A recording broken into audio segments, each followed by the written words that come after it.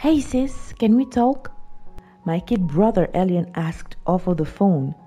I could not ignore the worry in his voice. Before we continue with the story, do not forget to click on the subscription button in order to get notified at every new video posted. Thank you. Sure, what's up? I responded. Not on the phone. When will you be home? I get off in 30 minutes, I said after checking my watch. Okay, cool. I'll see you at home then, and he ended the call. Growing up, Elian and I always looked out for each other. Being the younger of our twinship, I easily fell in as the big sis and mother figure. Losing our mother at birth, that had been our anchor till we were old enough to look out for each other. For 25 years, we have grown up in the spitting image of our mother. If not that we had different sexes, we would have easily fooled the world around us. Even that got confused sometimes. I am a fashion designer while Elian assists Dad at a law firm. Over the years, I have helped him heal his wounds. He has filled in as my date during social functions, and we both counseled each other back to back. Driving back from work, I processed his reaction over the phone and hoped it was not the usual heartbreak drama he usually found himself in. God knows how many therapy sessions I had to follow him to just to make sure he heals. But then again, it's too early to tell. I meandered my car around the water fountains in our compound and parked. I could already see him at the balcony, restlessly waiting for me. As I approached him, I saw his veins sticking at his temples. The situation must be a serious one. Okay, who's dying? I said to relieve the tension. Pam is in a coma, he blurted out. What? Pamela is Elian's ex-girlfriend. Her father's company is a rival to ours, and there is a present court case that might make my dad lose his company to them. Our dads have been childhood friends, and they had started the firm as a single one, but a deal went wrong and they had to go separate ways. Now they were contesting in court on who will get the largest joint investment. The joint clause covered everything each person had worked for, and whoever wins gets everything. This situation with Pam is not good for our company, I thought. What are you talking about, Ellie? She got an abortion and lost so much blood. His words hung in the air. Wait, I still don't get it. I know both of you once had something going on, but it is obviously over, right? Elian hesitated. He refused to meet my eyes and just looked everywhere else but at me. Then I figured that he was lying. As if avoiding the situation, he walked into the parlor. Ellie! Ellie! I called, following him inside. Elian! What you had with Pamela is over, right? No, sis. No. Yes, it is complicated. Complication is what we can't afford right now, Ellie. You know what this means for the firm. If her dad finds out, Dad, will lose everything. I know, sis. It was a mistake. A mistake that could cost us everything. He cowered in shame. I'm sorry, old mom. That was how he called me when I got upset with him, like now. I could tell he was sorry, but it's needless crying over spilled milk. We need a way out. Look, it's okay. We need to figure a way out. Let me think. I paced back and forth, thinking up different solutions. He looked resigned, his head bowed and his shoulders hunched over. Where is she? St. Michael's Hospital, private ward. Still in his innerwear, tracksuit pants and comfy slippers, we took my car and headed to the hospital. Pam was truly unconscious. Seeing her in that bed brought lovely memories of such wonderful times we had spent together. Our girl time in my room, hanging out with Elian, partying together and countless sleepovers at our place. Those were the good old days.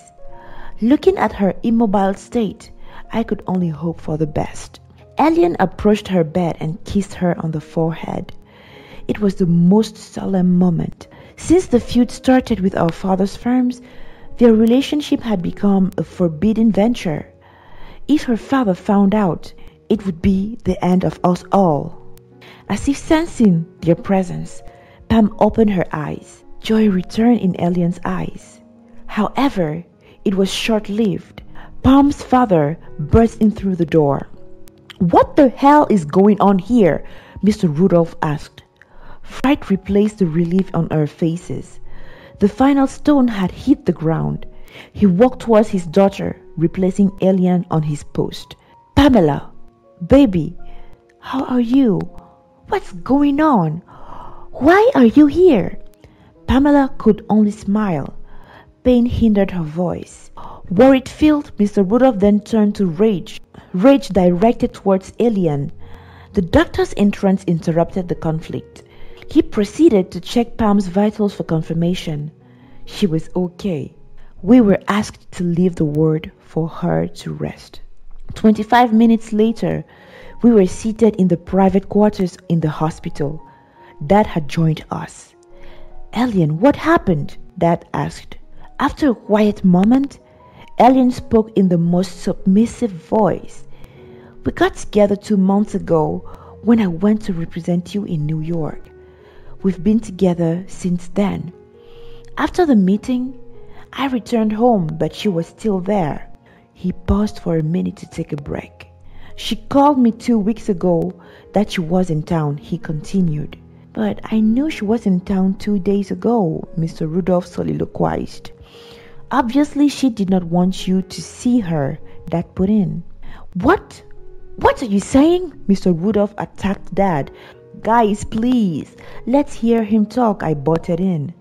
Elian continued to explain how he had hooked up with Pam, but had no idea that Pam was pregnant. "Mr. Rudolph, I had no idea she was pregnant. I really love your daughter, and I would never desire anything to harm her," Elian put in.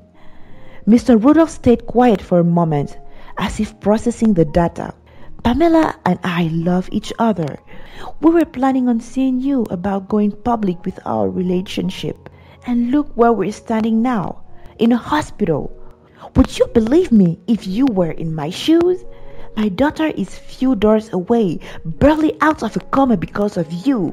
And you stand here telling me you don't wish any harm to come to her? Rudolph, don't be like that," Dad put in. "Don't even go there, Richard. Don't even go there," Rudolph cut him off. "Stop being childish. You are letting our conflict stop our kids from living their lives." I could only observe the drama unfolding before me. Gone were the grown-up men. What remained were young boys fighting to maintain their ego. Dad and Mr. Rudolph transcended from talking about Pamela and Elian's relationship to talking about their controversies in the law firms. Boys, I cut in. "Let's be civil here. Are we really going to talk about you or your children? They deserve happiness. We are standing here because both of you refused to settle your differences amicably." I had gotten their attention. "What happened to the fathers we were growing up looking up to as role models? We spent our childhood not looking at your differences. You have grown up as brothers. We know you as Uncle Rudolph, not Dad's rival. And now you are at each other's throats in court? This is so disappointing. Are you staying here, Elian? 'Cause I'm out of here." Elian and I walked out, leaving both men to settle their differences. I knew that I had struck a chord. We returned to Pam's room. Gladly, she was able to talk, but the doctor advised we don't engage her into conversation too much. It's been 6 months since Pamela got discharged. Elian had popped the big question, and they were soon to be married. Dad and Uncle Rudolph had settled their differences. Turns out, the problem had erupted as a misunderstanding from their secretaries. The case in court was dismissed. Elian and Pamela were set to marry and remerge the companies into one. Everyone wins.